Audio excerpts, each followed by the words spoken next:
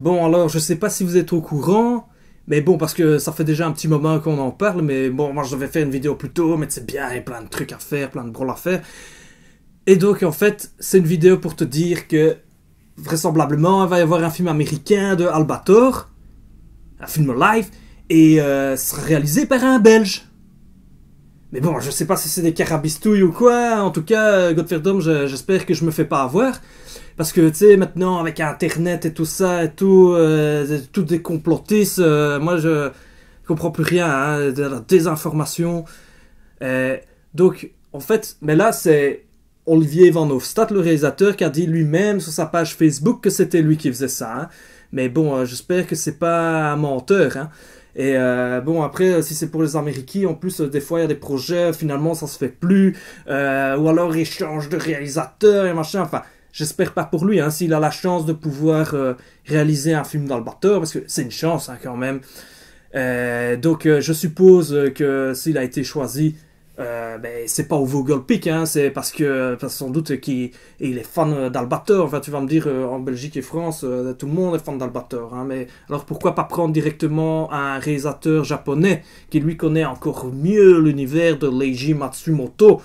Eh ben, parce que le japonais, tu vois, il va débarquer aux États-Unis, il va faire non, moi je fais comme je veux, c'est une question d'honneur. Et en fait, là, les Américains ils vont lui répondre bah, tu sais quoi, ton honneur, tu sais ce qu'on lui répond bah, tiens, un droit d'honneur. Donc voilà, hein. Alors, c'est aussi un scénariste belge, apparemment. Hein, un gars, Luc, j'ai pas retenu son nom, mais en tout cas, il réalise. Il a écrit des BD de Bob Moran. Alors, moi, je suis toujours méfiant hein, de ces choses-là parce que, bon, les adaptations, etc.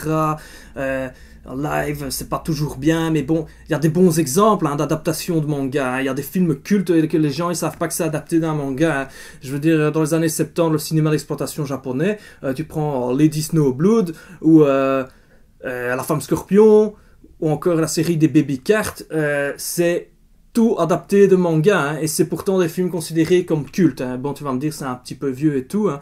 Et là, justement, le problème, c'est que c'est pas réalisé par un japonais. Eh ben, moi, je vais te donner un exemple hein, d'un manga adapté, réalisé par un français et qui a une réussite. Crying Freeman par Christophe Gans. Voilà un bon exemple, un bon film avec Marc Dacascos. Mais moi, je préfère être méfiant, comme je vous ai déjà expliqué, comme ça, après, je suis jamais déçu, tu vois. Si je pars du principe que ça va pas être terrible, mais je ne peux pas être déçu. Hein. C'est pas possible. Hein. Surtout que, bon, Olivier Van Hofstadt, ben en fait, c'est le réalisateur de Dickeneck. Dickeneck, c'est vachement bien et tout, hein. Mais c'est EuropaCorp. Mais des fois, il faisait des films un peu EuropaCorp, des films qui sortaient de leur cahier des charges habituel. C'est après, il a fait Go Fast. Là, c'est quand même le schéma traditionnel de EuropaCorp. Hein. En même temps, tu vas me dire, alors, tu sais, c'est très codifié aussi aux Américains, il faut suivre des schémas aussi. Et ben alors, Olivier, il connaît la chanson. Alors, moi, ça, ce que je veux bien alors, c'est si en fait, pour faire Yataran, Alfred dans la version française, eh ben, il prend François Damiens. François Damiens, avec son style de quand il fait Claudie Foulcan, je sais plus trop quoi. Et alors, tu vois, il pourra dire à Mimé, t'es tendu, t'es tendu. Je te dis que t'es tendu. Ça se voit pas sur ta chest, mais t'es tendu. Ou alors, tu vois, il pourra dire au Sylvidre, et il pourra dire, va te faire refaire, alien. Oh, non, non, à Mimé, vu que justement, vu qu'elle a pas de gueule. Voilà, elle va se faire refaire. Mais c'est clair que devant les Américains, ils ont un gros projet comme ça, il y a de la pression, hein, il y a de la pression, il y a les fans, c'est une chance. Mais bon, les Américains, ils sont exigeants, ils veulent que les choses aillent dans leur sens, c'est eux qui mettent l'argent, hein, ils mettent plein d'argent là-dedans. Et donc, t'es devant eux, t'as un peu les poopers de dire non, hein, tu veux faire un peu comme ils veulent, hein, il faut se mettre à sa place, hein. C'est pas... C'est compliqué, hein, je veux dire. Alors l'autre truc aussi qu'on pourrait être méfiant, c'est que les Américains, ils veulent concurrencer Star Wars. Tu vois, maintenant, ils savent que ça va être la mode du space opéra. Et en fait, c'était déjà pour ça qu'ils faisaient aussi les Gardiens de la Galaxie. Tu vas me dire, Marvel et Star Wars, c'est tous les deux Disney. Mais c'est pas pour rien quand même, ils sont en concurrence. Hein, c'est comme des frères et sœurs qui veulent plaire à leurs parents. Tu vois, Marvel... Ils ont fait exprès de sortir les Gardiens de la Galaxie, un space opéra, avant qu'il y ait Star Wars 7. exprès. Il va y avoir plein de space opéra dans tous les sens. Ça va être la nouvelle mode du space opéra. Et donc voilà, c'est pour ça qu'il faut Albator, enfin Captain Harlock hein, dans la version originale. Mais bon, comme tout le monde sait, ça a été changé dans la version française parce que c'était trop proche de Capitaine Haddock. Et il fallait pas confondre, hein. Bon, en tout cas, bonne chance, Oli, parce que je sais que tu m'écoutes, hein, parce que je suis un youtubeur mondialement connu dans la francophonie, bien sûr. Et donc, je te dis, bonne merde, comme on dit, courage. Enfin, break comme ça aux États-Unis, hein, on va le dire en anglais. Hein. Et méfie-toi, hein, qu'il te fasse pas des coups en stummeling. Hein. Fais attention. Hein. Et pour faire Albator, tu peux faire appel à moi, hein. Je ressemble un peu, hein. Tu rajoutes une cicatrice, un patch sur l'œil, je sais plus quel côté c'est. Et bon, mes cheveux, ils ont un peu trop poussé, mais on les raccourcit un petit peu, hein. Le problème, c'est que je suis pas bankable, hein. Mais si jamais finalement ça se passe mal et que le projet se fait pas, tu peux penser à moi pour faire ton fan film, hein. Bon, j'arrête un peu de ziverer. Moi, hein, je suis un grand fan d'Albator.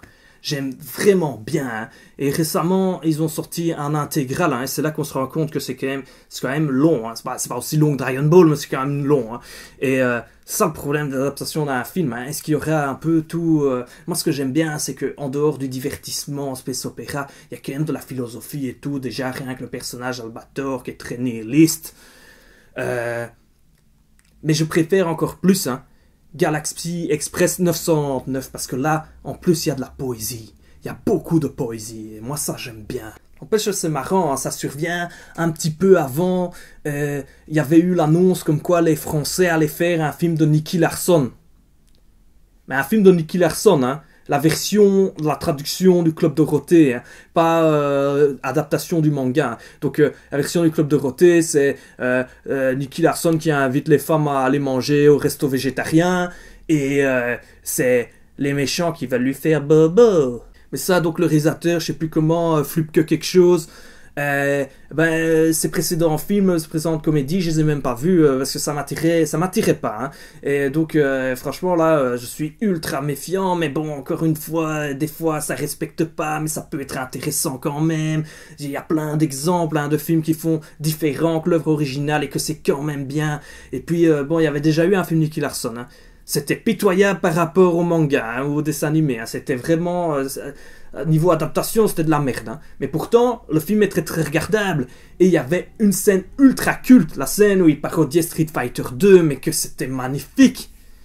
Et après, là-dessus, il a Wong Jing, le réalisateur, il a fait plein de super films. Hein. Mais juste après, il avait fait un film hein, qui s'appelle Future Cops, qui est génial. Les personnages, c'est genre des mauvais cosplayers de Street Fighter 2. Et justement, le film a une réputation désastreuse parce qu'il y a des gens, ils pensent que c'est une adaptation foireuse de Street Fighter 2. Mais non, ça n'a rien à voir. C'est juste des gens qui ont vaguement des looks qui font penser aux personnages de Street Fighter 2. Mais c'est hilarant, ce film. C'est à se pisser dessus. Se pisser, tu pisses dessus comme Mannequin pisse tout le temps non-stop. C'est franchement, c'est drôle. C'est drôle. Et... plein d'autres de ses films sont super drôles. Hein. Il a fait plein de films avec Stephen Chow. Et t'aimes bien Stephen Chow. Stephen Chow, et il est toujours drôle. Ses films, ils sont hyper drôles. Franchement, je te conseille de regarder les films de Stephen Chow qui sont réalisés par Wong Jing. Et pendant ce temps-là, quand on parle de space opéra adapté, eh ben... tu sais que, bon, c'est Alexandre Aja, il doit être en PLS, comme disent les jeunes, il doit être en train de pleurer. Lui, ça fait des années qu'il veut faire son space opéra il veut adapter Space Adventure Cobra, Pirate machin, enfin, je sais plus le titre, mais Cobra le pirate de l'espace. Ça fait des années qu'il veut l'adapter, il n'y arrive pas à trouver les gens pour pouvoir le faire, alors qu'il a une équipe, hein, c'est pas que lui hein, qui veut adapter, il a un assistant réel, il y a d'autres gens autour de lui qui sont super motivés à adapter ce film Cobra. Et moi ça m'étonne hein, parce que le pire hein, c'est que dans les 3 projets de base, hein, moi si je dois miser, c'est sur ce projet-là. Hein. Même si j'avais dit, hein, Alex, hein, parce que je t'appelle Alex, hein, eh ben j'avais dit, hein, à l'époque où tu avais annoncé que tu voulais faire le film, j'avais dit, si les mails elles sont pas en string, je vais pas le voir le film. Donc ça maintenant tu le sais, hein, je vais pas voir le film si les mails elles sont pas en string. Parce que, voilà, Cobra, il y avait des passages qui étaient... bien scénaristiquement, tu vois, le combat contre l'homme de verre, ou quand il faisait, c'était quoi le sport déjà, le rugby ou je sais pas trop quoi, la partie de sport, ça c'était des moments vraiment bien au niveau scénario. Mais sinon, le reste de la série, ben, c'est du space opéra plus ou moins, plutôt classique, hein, quand même. Et donc, si il n'y a pas le visuel pour rattraper, ça sert à rien, hein. Et donc, il faut respecter le visuel, hein. Les filles, elles doivent être en string. Sinon, pour en revenir un peu à Leiji Matsumoto, hein, faut dire un petit peu les choses. Hein. Il a eu beaucoup de chance qu'il y ait Star Wars au cinéma qui soit un aussi gros succès. Hein, parce que, franchement, hein, eh ben, à la base, il n'était pas super connu. Hein, mais il y a eu le film Star Wars, alors tu as un éditeur japonais qui a fait attends, on va surfer sur la vague. Et donc, qu'est-ce qu'ils ont fait? Ils ont dit qui est-ce qui fait de la science-fiction dans le paysage et les mangakas japonais? Ah ben voilà, Leiji Matsumoto, tu peux faire une série et tout pour concurrencer Star Wars, tout ça. Et voilà, et pouf, jackpot, succès. Sur ses débuts, tu vois, Leiji Matsumoto, il faisait des histoires courtes dans un magazine. Et c'était des histoires de science-fiction, mais il y avait un cahier des charges à respecter, justement. Il fallait que dans toutes les histoires, il y ait une scène de sexe. Une scène de sexe. Et à la limite, c'est marrant, hein, parce que, tu vois, moi, j'aime bien écrire aussi des histoires, etc. Et j'aime bien que je sois obligé, effectivement, de mettre des choses. C'est un exercice d'écriture. Donc, devoir faire quelques histoires où il y a une scène de sexe d'office, eh ben voilà, ça peut être intéressant, tu vois, comme travail. Mais après, le seul problème, c'est que c'est pas 2 ou 3 histoires qu'il a dû écrire, c'est plein ou systématiquement. Donc des fois, ça tombe un peu à plat, quoi. La scène de sexe, elle arrive, plouf, et il n'y a pas de justification. Et voilà. Alors dans ce recueil, hein, ce qui est un peu dommage, c'est que en fait, les meilleures histoires, elles sont au début. Et à la fin, hein, tout le milieu, c'est des histoires vraiment très quelconques. Mais regarde ça. Regarde ça, trop d'érotisme, hein. Trop d'érotisme, ça moi, j'en peux plus, hein. Je peux pas, hein. Ça, c'est... Oh là là. Et parlons-en, là, les femmes, les mails dessinées par Leiji Matsumoto, là, qui sont toutes filiformes, très particuliers, un peu spectrales comme ça. Eh ben, ça donnait un genre, hein, ça donnait vraiment quelque chose. Mais après, je comprends pas, hein. Les féministes, elles ont jamais gueulé sur les films, toutes comme ça, là, dessinés par Leiji Matsumoto, mais par contre, elles gueulent sur les femmes au physique athlétique dans les comics, hein. Et tout ça, elles gueulent, hein. Jamais rien sur les filles dans les mangas ou dans la BD franco-belge. Hein. C'est bien la preuve que tout ça, hein, ça vient des féminazies américaines et puis ça traverse les océans via Internet et tout ça et qu'elles font que écouter les féminazies américaines. Mais après, je suis pas un fanboy non plus, hein, de Leiji Matsumoto, parce que moi, j'ai l'esprit critique, hein, pas comme les fans de Dragon Ball qui regardent Dragon Ball Super. Hein. Moi, je vais te dire, hein, Leiji Matsumoto, il avait fait une adaptation space opéra de l'anneau des Nibelungen. Eh ben, c'était mauvais, hein. C'était mauvais, hein, je te conseille pas ça. Hein. C'est mauvais, hein. Et écoute, j'aime pas le Seigneur des Anneaux, par exemple, mais le Seigneur des Anneaux est une meilleure réécriture de l'anneau des Nibelungen que la version de Leiji Matsumoto, hein. Bon, de quoi je dois parler, moi, en cœur, hein. C'est quel est l'os nul qui m'a écrit ces fiches et il comprend rien, quoi. Mais quelle clette se paye. Vraiment, vraiment une brelle, c'est pour faire ça. Pas de faire deck, c'est pas possible, hein. Ben, allez, fini de babeler. Allez, tot ziens. Bon, likez, abonnez-vous, partagez. T'as remarqué qu'on dit liker en franc-anglais, mais on dit pas subscrivez, on dit pas charrer. Tu vois, le reste on dit en français et pas en franc-anglais. Bon, c'était juste une petite réflexion comme ça. Albatar, Albatar, du fond de la nuit noire.